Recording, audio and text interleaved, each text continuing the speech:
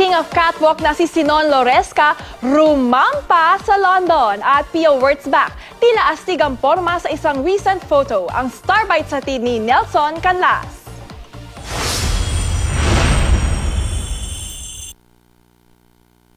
Kahit boyish ang look ni Miss Universe 2015 Pia Alonso Wurtzbach, may itinatagong charm pa rin si Queen P. Sa Instagram ng kanyang boyfriend na si Marlon Stockinger, ipinost niya ang picture nilang dalawa sa isang flight, kung saan kapansin-pansin ang astig look ni Queen P na nakasuot ng hoodie. Tanong tuloy ni Marlon sa fans, sino ang mas gwapo sa kanila ni Pia? The King of Catwalk invades London.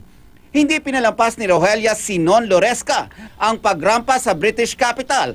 Suot ang kanyang signature high heels at black sheer gown. Ang ilang tao napahinto para panoorin ang paandar ni Sinon.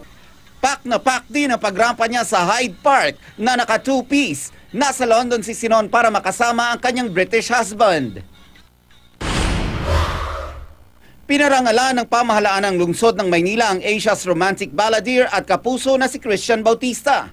Tinanggap ni Christian ang patnubay ng Sining at Kalinangan Award mula kay Manila Mayor Joseph Estrada sa Manila City Hall.